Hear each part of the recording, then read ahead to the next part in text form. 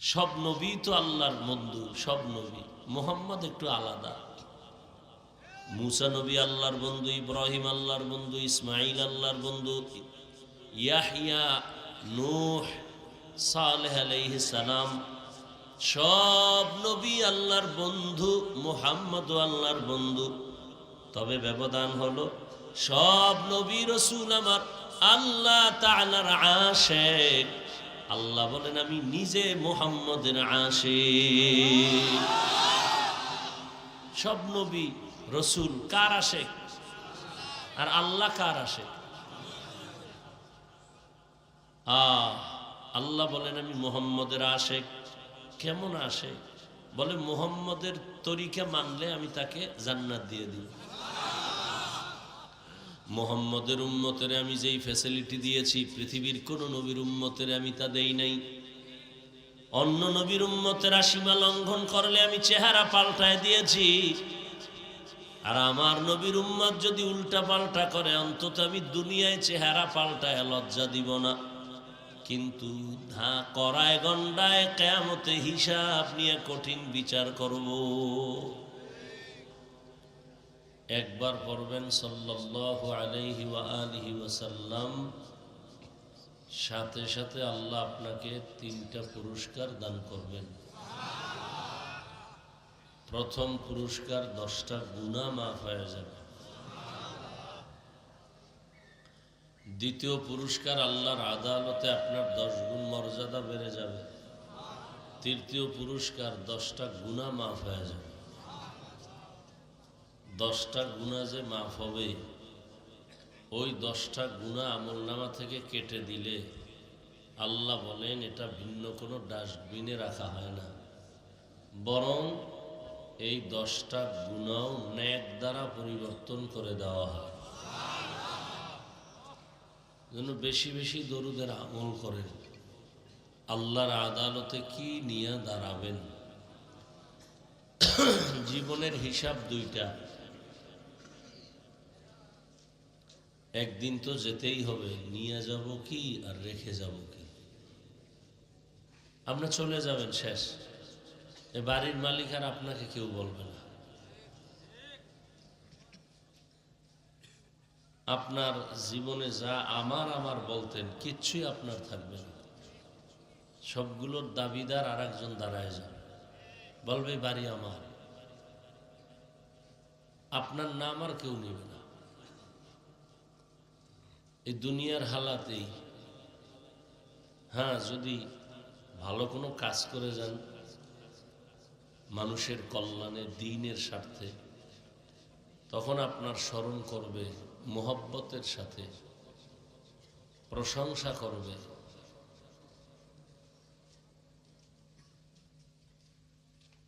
ভালো নেককার সন্তান রেখে যান, আপনার জীবনের জন্য এটা বড় একটা অর্জন। একটা মাদ্রাসা করে গেছেন, মসজিদ করে গেছেন, কিয়ামত পর্যন্ত এটা বলবৎ থাকবে, সওয়াব কবরে যাবে। আল্লাহ দুনিয়াকে পাঠাইছেন আপনাকে আমাকে আখিরাতের কিছু কাজ করার জন্য। আল্লাহ দুনিয়াতে দুনিয়ার কাজ করতে পাঠান নাই তো, আল্লাহ পাঠাইছেন দুনিয়াতে বসে আখিরাতের কাজ করবা। আর আমরা দুনিয়াতে এসে আখিরাতের কাজ করব দূরের কথা, আখিরাত সম্পর্কে কোনো চিন্তাই নেই। আল্লাহ আমাদের হেদায়েত দান করুন।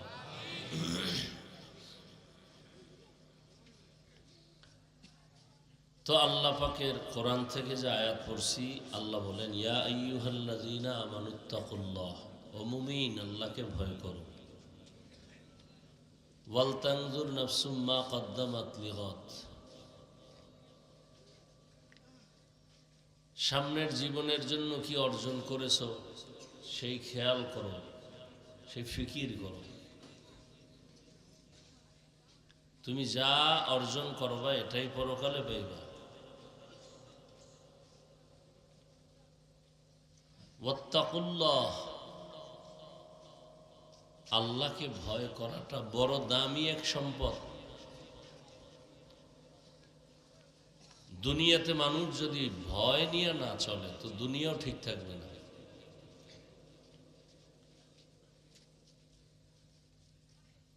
কিছু না কিছু ভয় মানুষের অন্তরে কাজ করে, দুনিয়ার লাইনও। যেমন চোর ভয় অন্তরে আসে বিদায় তো অন্ধকারে চুরি করতে যায়, তো দিনের বেলা যেত।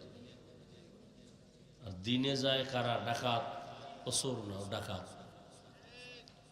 আবার ডাকাত যে যায় ওর অন্তরে একটু ভয় আছে, ওই সিফা সাফায় যায়, ওপেন সবার সামনে সাহস পায় না, ওর মধ্যেও হালকা ভয় আছে। সর্বক্ষেত্রে আখিরাতের ভয় যাদের অন্তরে থাকবে, আল্লাহর ভয়, ওই বান্দা আখিরাতের পুঁজি অর্জন করবে।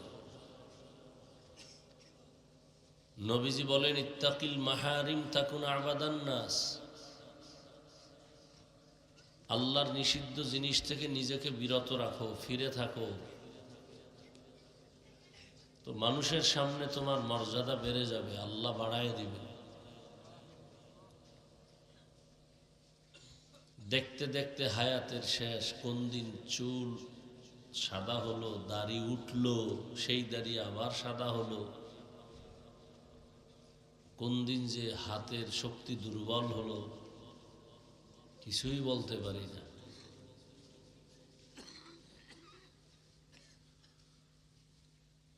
অল্প হায়াত আল্লাহ দিছেন আমাদের নবীর উম্মতের, বেশি হায়াত না। গড়ে 60 থেকে 70 বছর হলো আমাদের নবীর উম্মতের হায়াত, গড় হায়াত। 30 বছর যার বয়স, আর বাঁচলে আর 30। কথার কথা, যদি আল্লাহ বাঁচান আর কত? 30। বাঁচবেন কিনা বলা যায় না। বেশিরভাগ অল্প বয়সের মানুষ মরে যাইতেছে, বেশিরভাগ।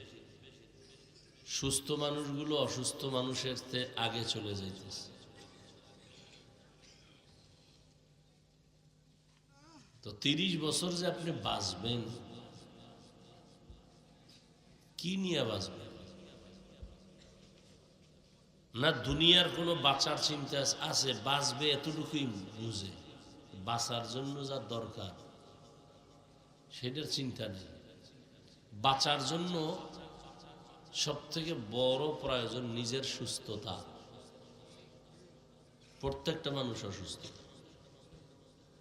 এমন একটা মানুষ নাই যে অসুস্থ না। এই মাঠে যে কয়টা মানুষ আছে সব অসুস্থ, কারণ অসুস্থ হওয়ার মেডিসিন পকেটে লয়ে ঘুরে, হাতে লয়ে ঘুরে। সবার কাছে মোবাইল, যে মোবাইল মানুষকে শুধু অসুস্থ বানায় এতটুকু না, ওর জীবন শেষ করে দেয়, যৌবন শেষ করে দেয়, লেখাপড়া শেষ, ওর মাঝে মাঝে আমি উদাহরণ এভাবে দেই। এক বাদশা স্বপ্ন দেখছে বৃষ্টি হবে কিন্তু পানি ময়লা, একটু ঘোলা হবে, পরিচ্ছন্ন না, এবং সেই বৃষ্টির পানি যে পান করবে সে পাগল হয়ে যাবে। খুব খেয়াল করেন। তো স্বপ্ন দেখে উজিরের বলতেছে, উজির কি করা যায়? উজিরে পরামর্শ দিল যে বাদশাহ, বৃষ্টিটা হবে কবে? যখন তখন।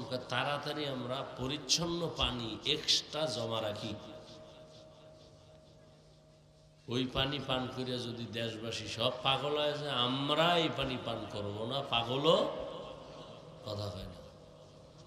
কি ঘুমাইতেছেন না ভাবে আছেন? ওয়াজে বসলে খুব ভাব, সুবহানাল্লাহ বলবে না, মনে হয় ধাক্কা দিয়ে এরপরে বলাইতে হবে, কোথায় আলহামদুলিল্লাহ বলবে না। বুঝি না, এক এক এলাকার হালাত বড় দুর্বল, ইমানের স্পিরিট দুর্বল, আর খায় হারা দিন গাঞ্জা, মদ, বিড়ি, এরপরে যারা এডি টানে না হেগোর মধ্যে অন্য গুণ আছে, গীবত, শেকায়াত, গালাগালি। তো এদের জবান থেকে সুবহানাল্লাহ আলহামদুলিল্লাহ আসবে কিভাবে? এখন পরিচ্ছন্ন পানি মস্ক ভরে রেখে দিছে, ড্রাম ভরে রেখে দিছে। এবার বাদশারও টেনশন নেই, ওজিরেরও কি নেই। খেয়াল করেন, বৃষ্টি শুরু হয়ে গেছে কোনো একদিন, জনগণ এই বৃষ্টি দেখছে নতুন, পানি পান করতে করতে করতে করতে সব কি হয়ে গেছে। দেশের জনগণ একজন আর কি নেই, পানি পান করে না কে? বাদশাহ আর উজির। এবার সব জনগণ এক হয়ে দেখে যে এরা পানি পান করে না, আমরা সবাই পানি পান করি, হে করে নাই। এবার জনগণ সব এক হয়ে খায়। বাদশাহ আর উজির ছাড়া বাংলাদেশে আর পাগল নাই, এই দুইটা লোক আছে পাগল। উজিরে কয় বাদশাহ এতগুলো জনগণ যখন পাগল কয়, তাহলে পানি আমরাও পান করি। বাদশাহ তুমি করো, আমি করব না। উজিরে এই পানি পান করে জনগণের লগে মিলে খায়, আসলেই বাদশাহ পাগল। বাদশাহ উজিরে যখন পাগল খায়, আমি আর ছাগল থেকে লাভ কি, আমিও পান করি। এবার বাদশাহ পানি পান করছে, এখন আর কেউ কি নেই, সব এক, এখন আর পাগল টাগল নেই। বাদশাহ ভালো, উজিরও ভালো, বুঝেননি কথা? সব হুজুর ভালো, আমি একা কই, সমস্যায় যাই। মানুষ অন্যায়ের উপরে চলতে চলতে এখন ন্যায়টাকেও অন্যায় মনে করে, মিথ্যার উপরে চলতে চলতে সত্যটাকেও মিথ্যা হিসেবে দেখে। উদাহরণ এভাবে দেব, বেয়াদবি মাফ করবেন, এই ওয়াজ হচ্ছে এখানে একদিন, তো এই উপলক্ষে দোকানপাট হয় না, মার্কেট হয় না? হয়। এখানে হয় কিনা জানি না। সেই মার্কেটের মধ্যে মহিলারাও যায়, যুবতীরাও যায়, যায়নি? যুবকরাও যায়, বেলুন কিনে, প্লাস্টিকের মাছ কিনে। ওয়াজ উপলক্ষে যদি পাশেই কোনো দোকানপাট হয় আর সেখানে বেপর্দা মহিলারা যায়, যুবকরা যায়, আপনাদের বিবেক কি বলে? এটা কি অন্যায় না? কেন এই বেহেশতের বাগান উপলক্ষ করে জাহান্নামের বাগান কেন? আপনিও যান, আপনিও চিন্তা করেন, ওয়াজের উপলক্ষে একটা বাজার মিলছে, একটু ঘুরে আই। আপনি একটু ঘুরে আইলেন, জান্নাতের হুরপুরি দেখলেন। এরপরে হ্যান গিয়া কি করে? খেলনা কিনে, বেলুন কিনে। ওয়াজের পরে বেলুন কান্দে ঝুলায় বাড়ি যায়। তো ম্যাডাম বলে কি পাইছো ওয়াজে? কয় যে মোনাজাতে বেলুন কবুল হয়ে গেছে। আপনারা হাসেন, কতটা অন্তরে কষ্ট নিয়ে এই কথাগুলো বলতেছি। আগে ভাবতাম আল্লাহ আল্লাহরা খালি করে মরে যাবো, দুনিয়া থাকতে মনে চায় না। আরে বাঁচার জন্য পাগল হয়ে গেছি। আরো কিছু বুজুর্গরা খালি মরতে চায় কেন? আমার মধ্যে এখন এইটা ঢুকছে যে আসলে দুনিয়ার অবস্থা দেখা, আলেম ওলামার অবস্থা, পাগল হয়ে যায় মোবাইলে ছবি তোলার জন্য। অথচ এই ছবি তোলা কবিরা গুনাহ, 1000 বার হারাম, 1000 কোটি বার কবিরা গুনাহ। আপনাদেরকে কি বলবো? ছাত্র, মাদ্রাসা বুঝি না, স্কুল বুঝি না, পাগল একটা ছবি উঠাইবে কেমনে, লাইভ দিবে কেমনে? সব লাইভ বয় হয়ে গেছে, কিছু হলে একটু লাইভ দিবে। ফেসবুক, কোথায় টাকা লইয়ে যদি একটু ঝামেলা হয়, হ্যাঁ লাইভ দেওয়া লাগবে। পারে না বাথরুমের ভিতরে গিয়ে লাইভ দিতে, ওইটা কোন দিন আবার দিয়ে ফেলায় বলা যায়। আল্লাহ হেদায়াত দান করুন। তাহলে বসছেন বেহেশতের বাগানে, করতেছেন কবিরা গুনাহ মোবাইল নিয়ে। বলার দায়িত্ব বলে গেলাম, মানবেন কিনা সেটা আপনার ব্যাপার, ওই চিন্তা আমার না। হেদায়েতের মালিক আমিও না, আপনিও না, বয়ানও না। কে মালিক? ব্যাস, বলার দায়িত্ব আমার উপরে আছে, বলে দিলাম।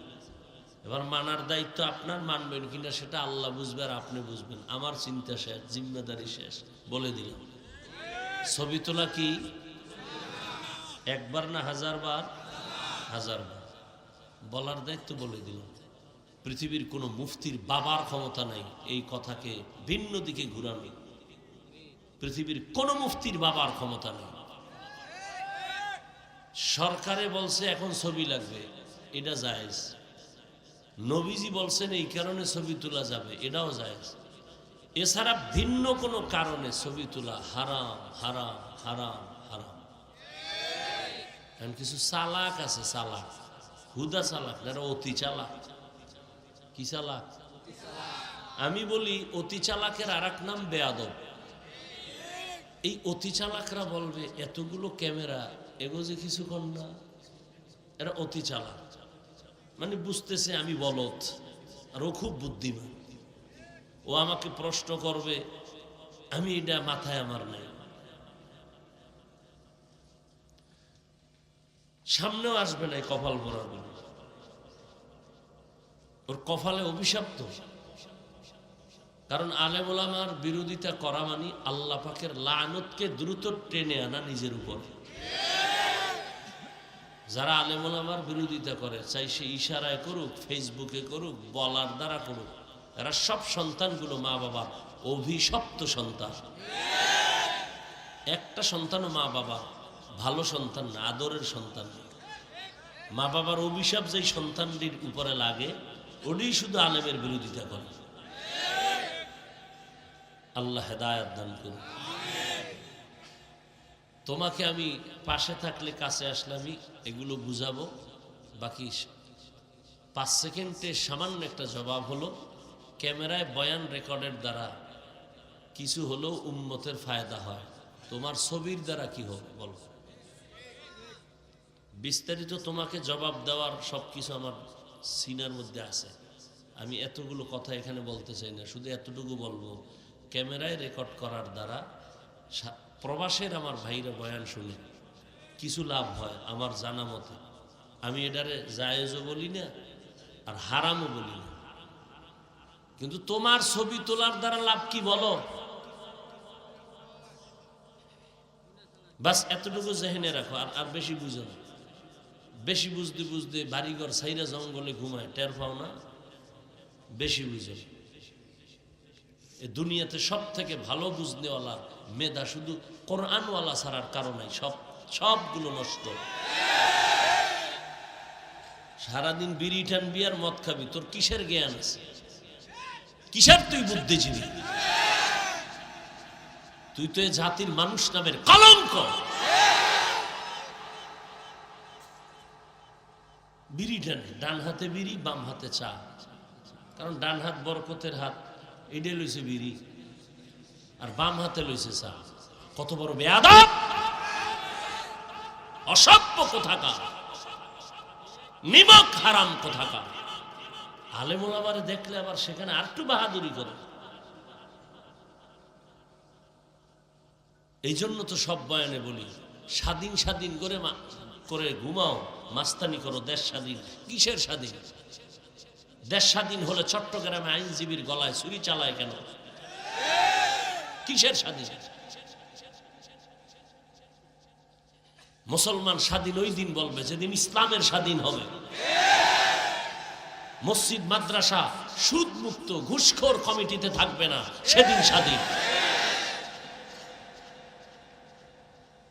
শিয়ালের হাতে মুরগি দিয়া আমানত যদি রাখো, এটা আমানত না।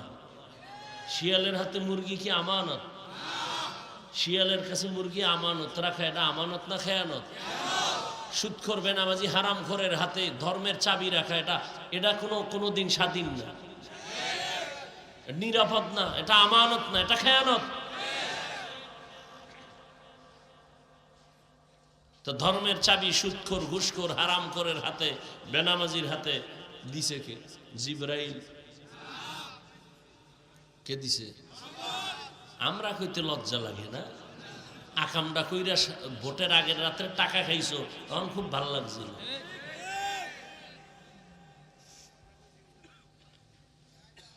আল্লাহ হেদায়াত দান করে। বাথরুমে যাইয়া 10 গ্রাম পায়খানা খাইও, ওই ভোটের আগের রাত্রে টাকা না খাইও। বলবা হাফিজ ভাই এমন কেন? হ্যাঁ, ওই 10 গ্রাম পায়খানা খাওয়ার গন্ধ জাতি টের পাবে না। হালাল সাবান দিয়ে কুলি করবা, শেষ। আর ওই যে ভোটের আগের রাত্রে খাইছো পচা পায়খানা, টাকা, জাহান্নামের আগুন দিয়ে তোরে না জ্বালানো পর্যন্ত দুর্গন্ধ যাবে না।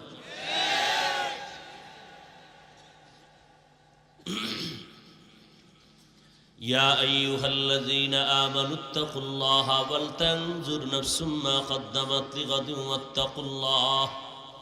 মোবাইলে সারাটা রাত কবিরা গুনাহ করো, খুব খুশি লাগতেছে। রাতের মধ্যে আল্লাহ আসমান থেকে ঠাডা ফালায়া তোর চেহারা পাল্টায় দিত, শুধু মুহাম্মদের উম্মত হওয়ার কারণে দেয় না। কারণ মুহাম্মদ তো আল্লাহর পেয়ারা রাসূল। কঠিন বিচার হবে, কড়ায় গন্ডায় হিসাব হবে, কত ধানে কত চাল। আল্লাহ বলেন আমি তওবার দরজা খুলে রাখছি, তাড়াতাড়ি আয়। আমি আল্লাহ জাহান্নাম বানাইছি, কিন্তু কাউকে জাহান্নামে দিতে চাই না। কলিজার টুকরা সন্তান, মা বাবা এত মোহাব্বত করে, কিন্তু সতর্কবাণী দিয়ে একটা বেত রেডি রাখছে। এই যে লাঠি দেখছো, এই লাঠি তোরে মারমু যদি উল্টা পাল্টা করো।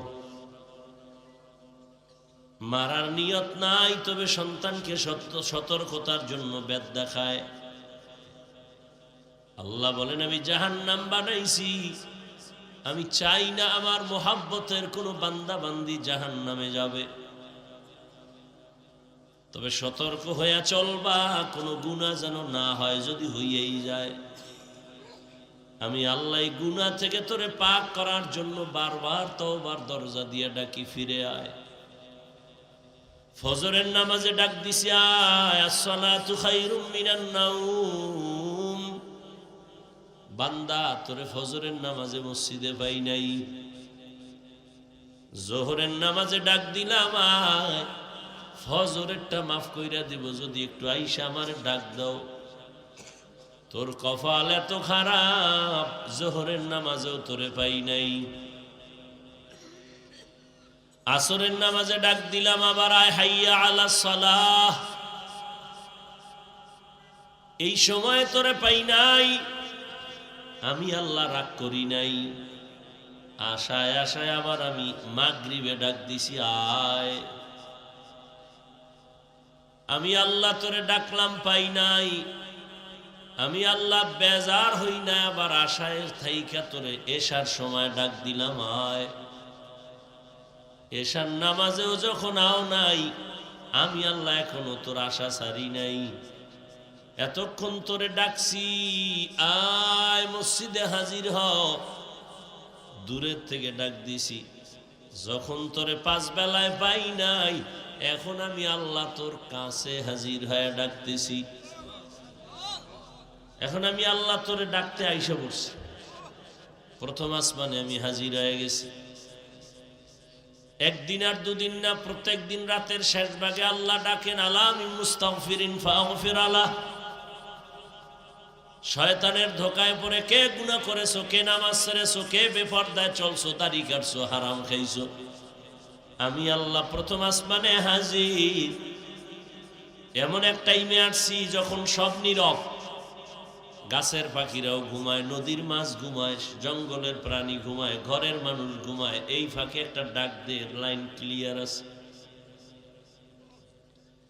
যদি একটু অজু বানাইয়া সেজদায় গিয়া আল্লাহ বলে ডাক দাও, তুই গুনাহ করতে করতে করতে করতে 1 বছর 2 বছর 3 বছর 50 বছরে বিশাল পাহাড় বানাইছো গুনার।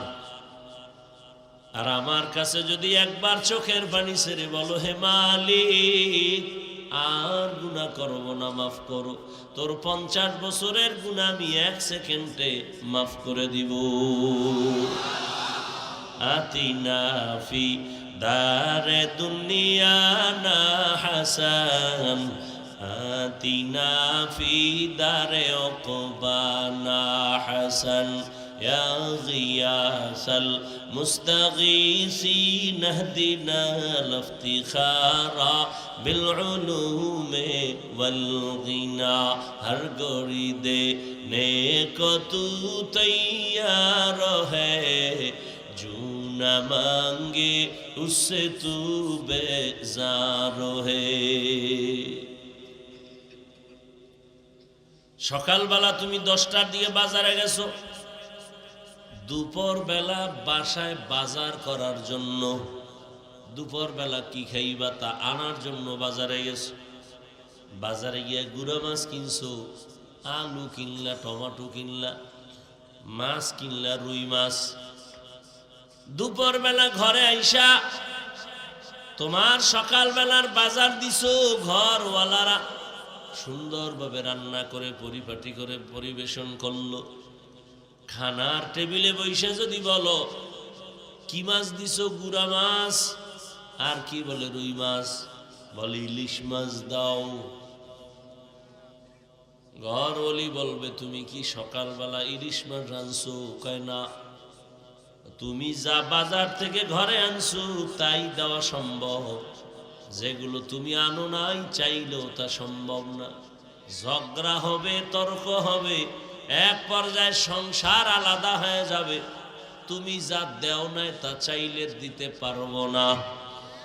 দুনিয়ার জমিনের বাজারে তুমি আখিরাতের জন্য যে মাল কিনবা, দুনিয়ার বাজারে তুমি আখিরাতের জন্য যেই সম্বল সঞ্চয় করবা, এগুলি তুমি কবরে গেলে পাইবা, হাসরে পাইবা, পুলসিরাতে পাইবা। দুনিয়ায় তুমি নামাজ পড়ো নাই, কবরে গেলে নামাজের সওয়াব তোমার পাশে দাঁড়াবে না। আর যদি নামাজ পড়িয়া রোজা রাখিয়া কবরে যাও, নবী বলেন ক্বালান নবী সাল্লাল্লাহু আলাইহি ওয়া আলিহি ওয়া সাল্লাম ইযা উযিআল মাইয়িতু ফি কবরিহি জাআল কুরআনু ইনদা রাসিহি ওয়াস সালাতু আন ইয়ামিনিহি ওয়াস সিয়ামু আন শিমালিহি ওয়া সাইরুল হাসানাতি ইনদা রিজলাইহি।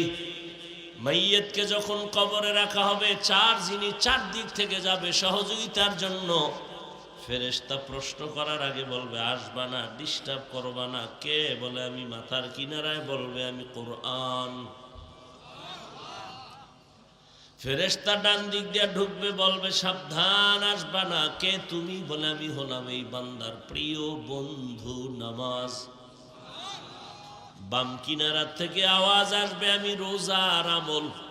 পায়ের কিনারায় আসবে আমি যাবতীয় সুন্নতের আমল, মেসওয়াকের আমল, দস্তারখানের আমল।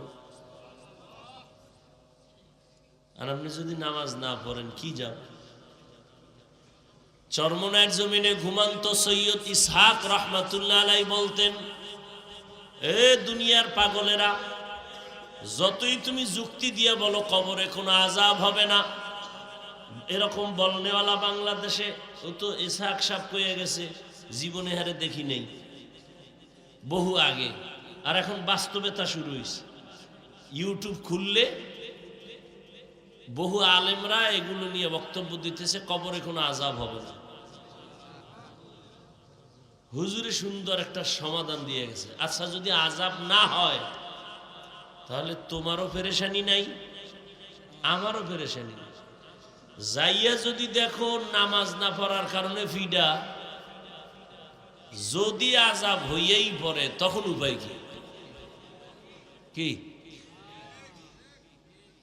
আর আযাব হবে তার দলিলের তো অভাব নাই। শুধু কি তাই, কবরে যে আযাব হবে আল্লাহ তার নমুনা দুনিয়ায় দেখায় দিছেন। কত কবরে আগুন দেখা যায়, কত কবরে সাপ বিচ্ছু দেখা যায়, ধোঁয়া দেখা যায়, বাংলাদেশের ইতিহাস। আবার কত কবরে 30 বছর পরে কাফনটা সাদা, লাশও তাজা, একটা কালো দাগ নাই, কাদার দাগ নাই। 30 বছর পর এই দেশে যত কবরে আযাব দেখা গেল, সব বেনামাজির লাশ। আর যত কবরের কাফন সহ তাজা পাওয়া গেল সব হলো নামাজি বান্দার লাশ।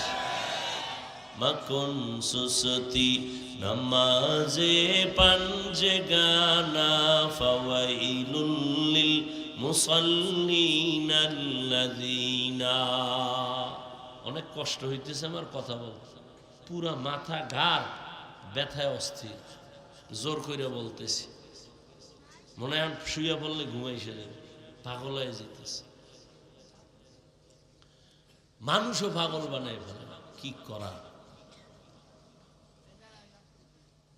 কমিটিরা যে দাওয়াত নেয় তখন মনে হয় পৃথিবীতে ওর থেকে আমি বড় পীর আর ওর জন্য নেই। যা কই হ্যাঁ হুজুর ঠিক ঠিক, হুজুর ওয়াজ লাগবে না তো কেন যাবো, একটা শুধু দোয়া করে এবে। কি পরিমাণ আমারে পিসাব মাইনা এরপরে ডেটগুলো নেয়। আল্লাহ,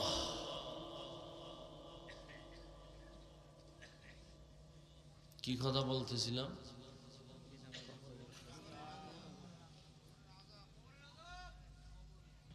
চার জিনিস যাবে কবরে, সেটা দুনিয়ার থেকে অর্জন করা লাগবে, না হয় কবরে যাবে না।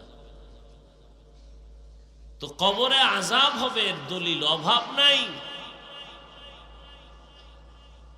রহমতের নবী রাস্তা দিয়া চলতেছেন, সাহাবায়ে কেরাম সাথে চলতেছেন। হঠাৎ করে বললেন, হে সাহাবায়ে কেরাম দাঁড়াও, কবরের মধ্যে আযাব হইতেছে, দোয়া করি। কে কয়? রহমতের নবী বলেন দাঁড়াও, কবরের ভেতরে আযাব। এখন প্রশ্ন একদল কইরেই ফেলবে, আর প্রশ্ন করার এলাকায় তো আইছি। নবী গায়েব না জানলে কবরের আযাব দেখে কেমনে? কি আহলে সুন্নাত ওয়াল জামাতের বিশুদ্ধ আকীদা, একমাত্র গায়বের মালিক আমার আল্লাহ, জমিনে আর কেউ গায়ব জানে না।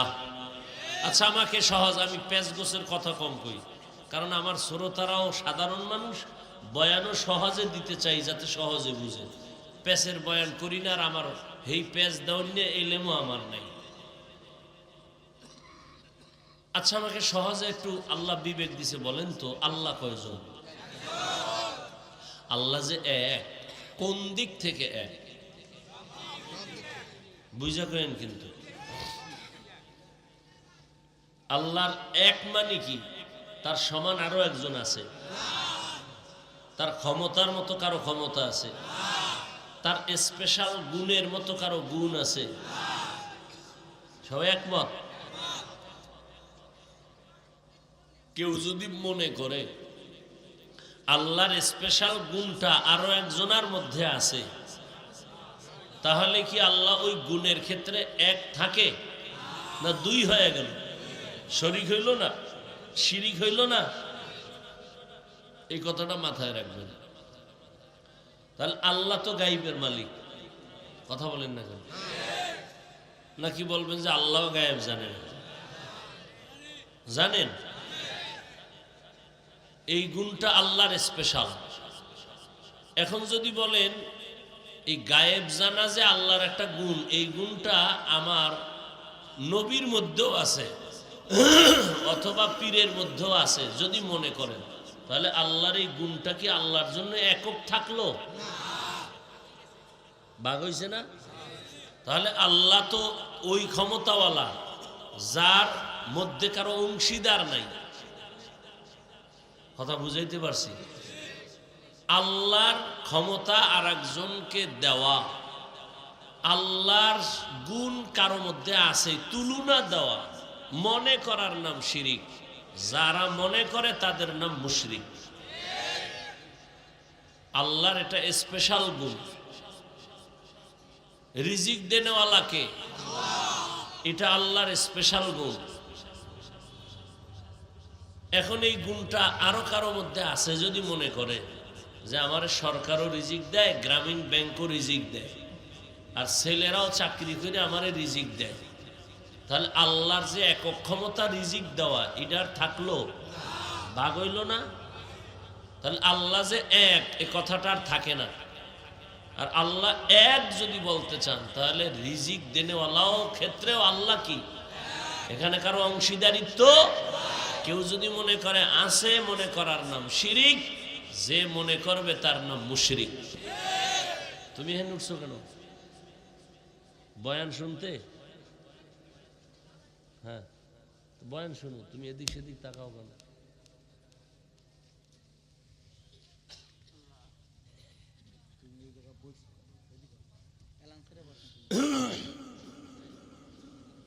আল্লাহ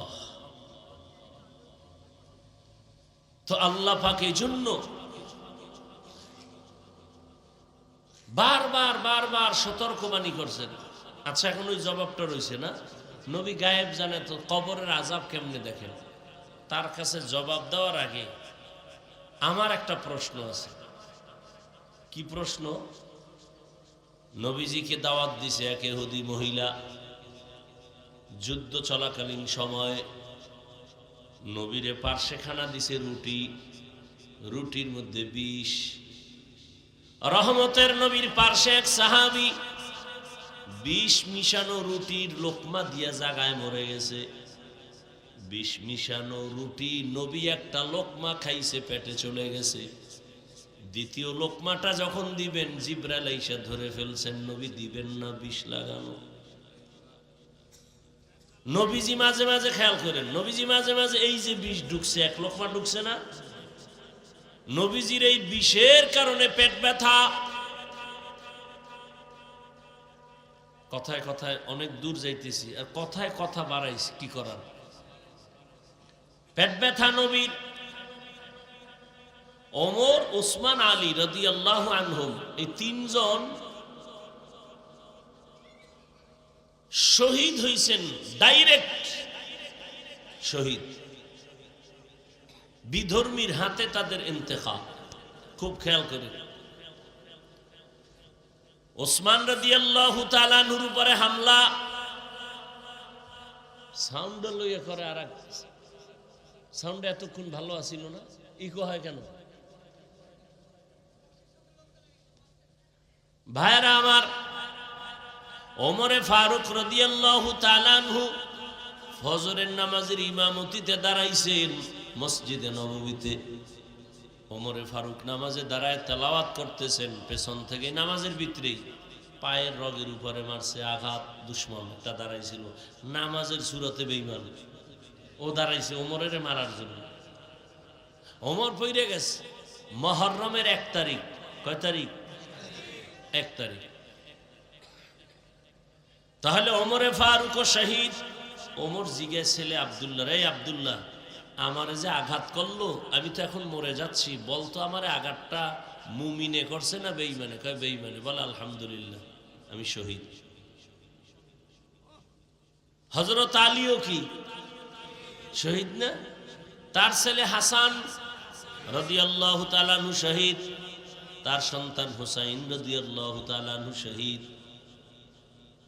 এই যে বর্ণনাটা দিলাম, অর্থাৎ তরবারির দ্বারা, এই শহীদ, এই তরবারির শহীদ বড় দামি না? বিনা হিসাবে জান্নাতি।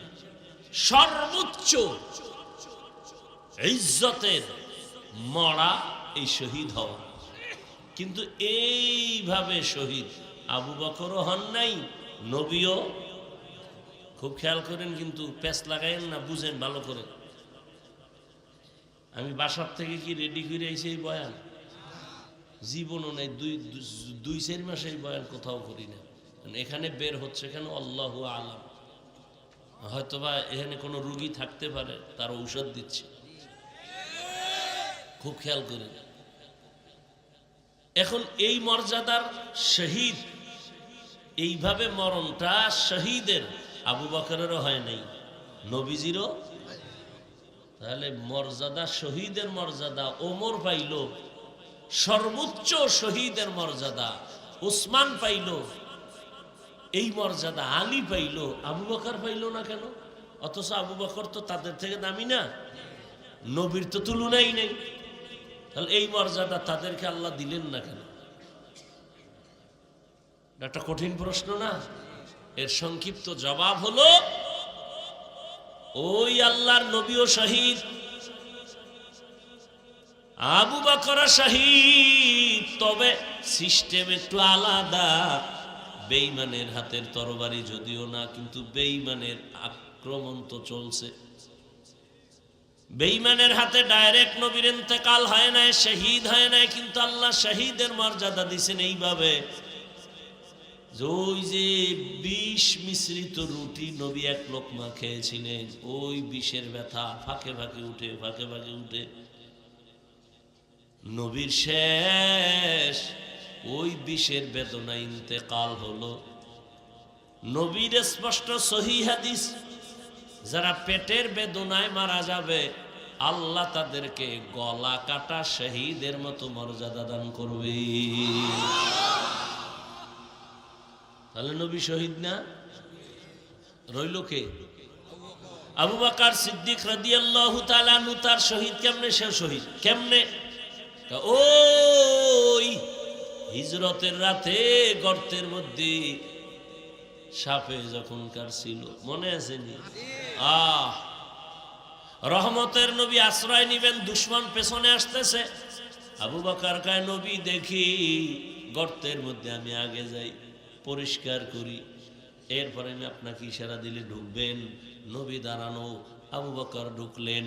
আবু বকর ঢুইকা দেখে অনেক ছিদ্র দেখা যায়, না জানি কোনো কষ্ট হয়, শত্রু আসে না কোনো সাপ বিচ্ছু আসে। চাদর চিরা চিরা সব ছিদ্রগুলো আটকাইয়া, একটা ছিদ্র আটকাইতে চাদর নাই। আবু বকর পায়ের গোড়ালি দিয়া চাপ দিয়ে ধরলেন, ওই গর্তে ছিল একটা সাপ। টের পেয়েছে আমার নবীর এক নজর দেখার জন্য অপেক্ষা।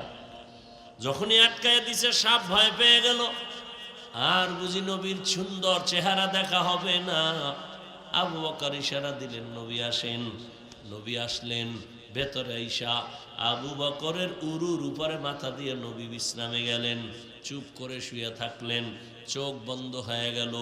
নবী আরাম করতেছেন। ওই সাপ আবু বকরের আঘাত করে নাই। দিলের তামান্না রহমতের নবীরে দেখবো না জানি বের হয়ে যায়। এইবার দেখার জন্য পাওটা সরাইতে পারে না, যত আঘাত করে যায় না। আবু বকর পা সরায় না, দাঁত ঢুকায় দিছি আবু বকরের বিষের বেদনা, এরপরও সরায় না।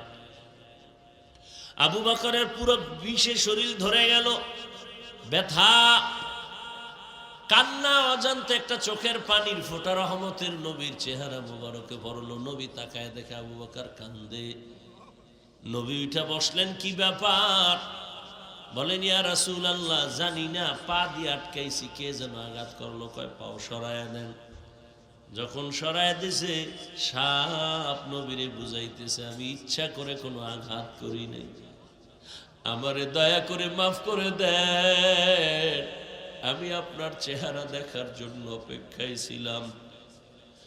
নবীজির সাথে সাথে হাতের আঙ্গুল দিয়া লালা নিয়া যখন দিছে, সাথে সাথে পুরা বিষ পানি হয়ে গেছে। ঠিক, এটাই সবাই জানে, এটাই প্রসিদ্ধ ঘটনা।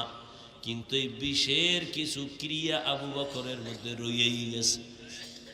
মাঝে মাঝে এই বিষ ক্রিয়ায় ব্যথা ব্যথা ব্যথা, এমনকি জীবনের শেষ ইন্তেকাল এই বিষের ব্যথায় হয়েছে। আল্লাহ তাআলা এই বিষের বেদনায় তার শহীদের মর্যাদা দান করেছে। আবু বকর তো ওই আশেক যে আল্লাহ নিজে সাহাবায়ে কেরামদের মধ্যে শুধু আবু বকরকে আসমান থেকে ডাইরেক্ট সালাম পাঠিয়েছেন। আবু বকরকে আল্লাহ নিজে সালাম পাঠিয়েছেন, জিবরাইল, আমার আবু বকরকে আলাদা সালাম দাও। তো রহমতের নবী, ও বাবারা যারা বলবা নবী যদি গায়েব না জানে, কবরের আযাব কেমনে দেখে, জবাব দেওয়ার আগে তোমার কাছে প্রশ্ন, নবী যদি গায়েব জানে, রুটির বিষ কেন দেখে না? রুটির বিষ দেখছে নবী? দেখলে কেউ খায়? তো নবী যদি গায়েবই জানে, রুটির বীজ দেখে না কেন? তুমি বলবা গায়েব যদি নাই জানে, কবরের আযাব দেখে কেন? এবার ফিটাফিটি করো দুই দল, মাথা ফাটায় ফেলো, এ উসিলায় কিছু হাজার কোটি মানুষ মরে যাক। সমাধান তোমরা মরার পর। ফিটাফিটি হোক আগে, কারণ বাঙালির এই চরিত্র, আগে ফিটাফিটি এরপর সমাধান যাও। ওই বিচারক যেটি হেডির দাঁড়াইলে কয় কি, আর তুই আমার দাঁড়াইছো আগে সাইজ করে আবি না, ধুম একলাসা দিবি, এরপরে আবি বিচার, এরপর টাকা যেদিকে বেশি এদিকে আমি দিয়ে দিব, এত টেনশন কেন, আগে ফিটাবি।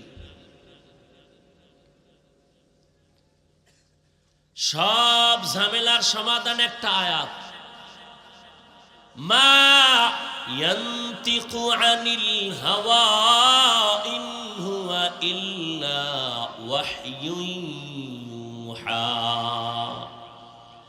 আমার নবী কিছু বলেন না, আমার নবী কিছু দেখেন না, আমার নবী কিছু শুনেন না, আমার নবী কিছু জানেন না।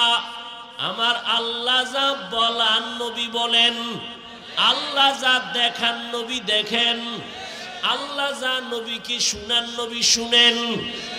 রুটির বিষ নবীরে আল্লাহ দেখান নাই, দেখেন নাই, কবরের আযাব আল্লাহ দেখাইছেন, আমার নবী দেখেছে। কাদের কুদরত দারি বার কামাল, আন্তা রব্বি আন্তা হাসবি জুল। এই একটা কথার জন্য কত বড় কপাল পরা মানুষ। এই হুজুরে গায়েব মানে না, হুজুরের লাগে নাই। তুই যে গাঞ্জা খাও, নামাজ পড়ো না, দাড়ি রাখো না, পর্দা করো না, এ নিয়ে কোনো টেনশনই নেই। ও হুজুর সাইডে দিছে 13 জন, বাহাদুর হয়ে গেছে, ও হুজুরের লগে নাই, ও জান্নাত আলাদা কিনে ফেলছে। অথচ যে নামাজ পড়ে না, দাড়ি রাখে না, পর্দা করে না, হারাম খায়, সুদ খায়, ঘুষ খায়, আল্লাহ যে ওর বিরুদ্ধে জিহাদের ঘোষণা কোরআনে দিয়ে রাখছে, এ খবর নেই। ওর ঘরে তৈরি জন্ম নিতেছে হারামজাদা। কি জাদা? হারামজাদা। হারাম খাওয়াইয়া যেই সন্তান জন্ম হবে, ওই সন্তান কোনোদিন মা বাবার খেদমত করবে না। ও চিন্তা নাই হুজুরে ভাগরি বান্ধে না কেন, এটা হইল ওর চিন্তা। আল্লাহ হেদায়াত দান করবে। কবরে আযাব হবে না যদি এটাই মনে করো, তো তোমারও পেরেশানি নাই, আমারও নাই। আর যদি আযাব হয়, বলো বাবা তোমার উপায় কি, আমার উপায় কি? আর এই কবরের চিন্তায় রহমতের নবী বলেন, আমাকে বুড়া বানাইছে কবরের চিন্তা, মরণের চিন্তা। ওসমান রাদিয়াল্লাহু তাআলা আনহু 10 জন সাহাবাদের একজন, কবর দেখলে হাউমাউ করে চিল্লায় কাঁদতেন। জিজ্ঞাসা করা হলো, কবর দেখলে আপনি কাঁদেন কেন? ওসমান বলে, কবরে যাওয়ার পর আমার প্রথম ঘাটি যদি আটকায় যায়, সামনেও আটকায় যেতে হবে। এরে আল্লাহর বান্দারা, ও যুবক, ও বৃদ্ধ বাবাজি, পর্দার আড়ালের মা বোনেরা, কয়দিন আর চোখের সামনে কত লাশ আর লাশ। এমন একটা দিন নেই যে যুবকের মরণের লাশ পাই না। গাড়ির নিচে লাশ, পানির নিচে লাশ, ঘুমের বিছানায় লাশ। মহামারী করোনায় কত জীবন চলে গেল, ছাত্র জনতার আন্দোলনে কত জীবন চলে গেল। ও আল্লাহর বান্দারা, তুমি সুস্থ, তবে কয়দিন আর বাঁচবা। অসুস্থ রোগীরে ডাক্তার কয় মনে যাচায় খাওয়া বাঁচবে না, অথচ দেখা গেছে অসুস্থটাই বেঁচে আছে, তার ভাই সুস্থ ছিল মরে গেছে। কি বহু অসুস্থটাই লাঠি লয়ে লয়ে এখনো হাঁটে, আর সুস্থ মানুষটা পুরা সুস্থ, হঠাৎ করে বুকে ব্যথা, জায়গায় শেষ। এই মোবাইলের গোলামেরা, এই যে বলছি হার্ট দুর্বল হয়, দেখ ভাই বুকে ব্যথা বেড়ে গেছে, চিন চিন করে ব্যথা, এই মোবাইল। কপাল ব্যথা, আমার কপাল, এই মোবাইল। তোমাকে দুনিয়া আখেরাতের সব ধ্বংস করার জন্য একটা মোবাইল যথেষ্ট। অর্থাৎ ছুরি লইয়া কল্লা কাটা এটার একটু ডাইরেক্ট হইতো, আর মোবাইলে তোমার জীবন কাটে এটা হলো ইনডাইরেক্ট, তুমি টের পাও না। তুমি এটার আপন বানাইয়া বগলের তলে লয়ে ঘুমাও, কম্বলের তলে, লেপের তলে, কি এটা তোমার মানে মা যায় যাক, মা লাগবে না, বাপ লাগবে না, কিচ্ছু লাগবে না, আমার মোবাইল হলে সব শেষ। বাস মোবাইলের জীবনের আপন বানাই দিছে। বউ আপন না, মাইয়া ফলাও আপন না, আপন বানাইছে মোবাইল। রাতকে রাত চলে যায়, কখন 3টে বাজলো, 4টা বাজলো, ফজরের আজান হলো, খবর নেই। Mobile mobile. আল্লাহ হেদায়েত দান করুন। ইয়া আইয়ুহাল্লাযীনা আমানুত্তাকুল্লাহ ওয়াল তানজুর নাফসুম মা কদ্দামাত লিগাদিন ওয়াত্তাকুল্লাহ। ও পরপারের যাত্রী, পরপারে যাওয়ার আগে তাড়াতাড়ি বাজারটা কমপ্লিট করে নাও। আর কয়দিন? পরকালের সম্বল সঞ্চয় করো, নামাজ পড়ো, রোজা রাখো। এবার আমি তোমাকে ফিনিশিং এ নিয়ে বলতে চাই, বাবা আমি যে এতক্ষণ তোমাকে বয়ান শুনাইলাম, একবারও বলি নাই তুমি টুপিওয়ালা, দাড়িওয়ালা, বড় হুজুর হও। একবারও বলি নাই আমি কওমি মাদ্রাসার সন্তান, তুমি কওমিতে যাও। আমি তাবলীগের লাইনের সন্তান, পীরের মুরিদ, তুমি ওই লাইনে যাও, বলি নাই। বাকি তুমি গেলে আলহামদুলিল্লাহ, তবে স্কুলে পড়া বাদ দিবে এটা আমি বলি না। তুমি পড়ো, স্কুলে পড়ো, কলেজে পড়ো, চাকরি করো, ব্যবসা করো, কোনো বাধা নাই। তুমি একজন ডাক্তার হও, প্রফেসর হও, ইঞ্জিনিয়ার হও, ব্যবসায়ী হও, চাকরিজীবী হও, তবে অনুরোধ আমার ছোট্ট, বেয়াদব হইও না রে বাবা।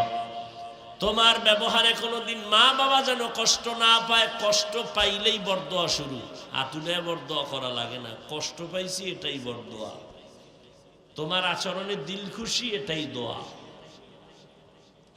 শিক্ষকের সাথে কখনো যেন বেয়াদবি না হয়, মা বাবার সাথে বেয়াদবি করবা না, আলেমদের সাথে বেয়াদবি করবা না। তাহলে তুমি দামি মানুষ হয়ে যাইবা। ডাক্তার হলেও সম্মান বাড়বে, ইঞ্জিনিয়ার হলেও সম্মান বাড়বে, কারণ সম্মানের মূল থিম হলো আদব। বেয়াদবের সম্মান নাই। ও বড় শিক্ষিত হলেও জুতার বাড়ি। কি ডাক্তার হইয়াও কি ওই যে তাসনিমা খাইছে না, এমবিবিএস ডাক্তার হইয়াও তাসনিমা জুতা খায়া পালাইছে কেন? বেয়াদবি করেছে। তুমিও যদি বেয়াদব মার্কা ডাক্তার হও, তাহলে তুমিও গাট্টি রেডি রাখো, কখন জুতা খায়া পালাবা। আর যদি আদবওয়ালা ডাক্তার হও, মা বাবার দোয়া নাও, শিক্ষকের দোয়া নাও, আলেমদের দোয়া নাও, তোমার নামে এই জমিনে মরে গেলে বিশাল ইতিহাস লেখা হবে, সম্মানের ইতিহাস। কবি নজরুলের গুণগান গাও। তোর মতো সারা রাত যদি মোবাইলে যুবক আকাম করত, জীবনে কবি নজরুল হতে পারত না। ও আমার যুবক বাবারা, স্কুলে পড়ো, এবার একটু বাস্তবায়নে আসো। একেবারে নগদ পরিচয়টা দেই, নগদ ফলাফলটা দেখো তো। তোমার লাইনে যুবক জেনারেল লাইনে পড়ে, চাকরি করে, ব্যবসা করে, স্কুলে পড়ে, কলেজে পড়ে, সত্য কথা বলো, 5 বেলার নামাজি দাড়িওয়ালা আসেনি? তোমার জিন্দেগির ওয়াজ এটাই, আর কোনো ওয়াজ নেই। এই এতটুকু ওয়াজ, শুধু এতটুকুই তুমি তোমাকে বলো যে তোমার লাইনের যুবকটা স্কুলে পড়ে, নামাজ পড়ে, তুমি পারো না কেন? ওর পা দোয়া পানি আইনো, খালি পেটে 3 বেলা পান কইরো, এটা তোমার ঔষধ। তোমার মতো যুবক র্যাব, আর্মি, পুলিশ, বিডিআরের চাকরি করে, 5 বেলার নামাজ পড়ে, বলো তুমি কেন পারো না? তোমার মতো যুবক রাস্তায় গাড়ি চালায়, নামাজ পড়ে, তুমি কেন পারো না? তোমার মতো যুবক ওসি, ডিসি, এসপি দাড়িওয়ালা নামাজি আছে, তুমি পারো না কেন?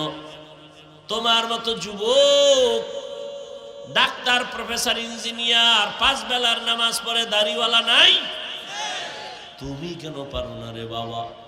তোমার কপাল বড় খারাপ, এখনো সময় আছে, তওবা করো।